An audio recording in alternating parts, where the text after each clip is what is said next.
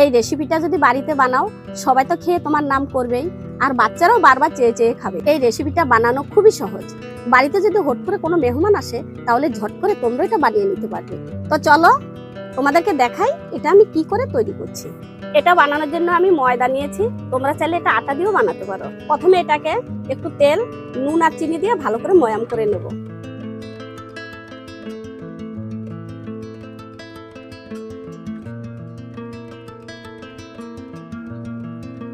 দেখো বেশ মোটো মোটো হয়ে যাচ্ছে, তো তোমরাও কিন্তু এইভাবেই ময়ামটা দিয়ে নেবে। এবার এটাকে জল দিয়ে ভালো করে ডোটা বানিয়ে নেব। অল্প অল্প করে জল দেবো আর এইভাবে মেখে নেব।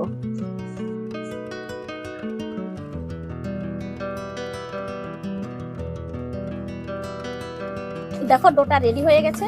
এবার 10 মিনিটের জন্য রেস্টে রেখে দেবো। আবার দেখা হচ্ছে 10 মিনিট পরে। রেস্ট থেকে তুলে নিলাম, এবার এটাকে ডো কেটে নেব।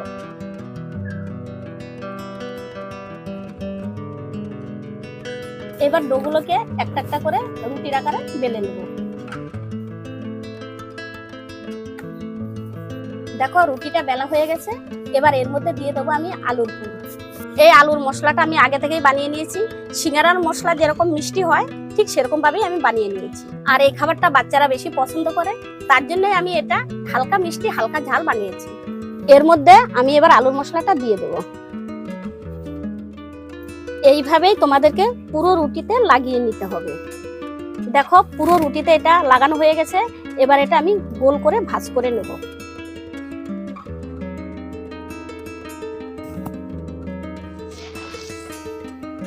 দেখো এটাকে রোল করে নিয়েছি। এবার এটাকে পিস পিস করে কেটে নেব।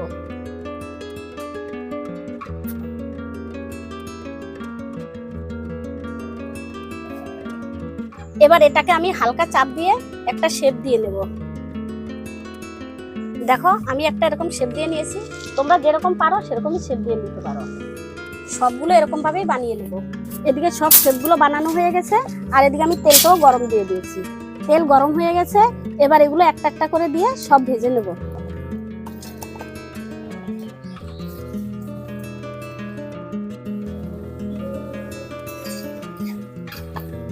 দেখো লাল লাল করে ভেজে নিয়েছি। এখন এগুলোকে নামিয়ে বাকিগুলো ভেজে নেব। দেখো আইটেমটা রেডি। এটা খেতে কিন্তু দারুণ লাগবে। দেখো কতটা খাস্তাও হয়েছে। আজকের রেসিপিটি তোমাদের কাছে কেমন লাগলো আমাকে কমেন্ট বক্সে জানাবে। আর তুমি যদি আমার চ্যানেলে নতুন হয়ে থাকো চ্যানেলটিকে সাবস্ক্রাইব করে আমার পাশে থাকবে, লাইক করবে আর শেয়ার করতে একদম ভুলবে না। আজকের জন্য বিদায়, আবার দেখা হচ্ছে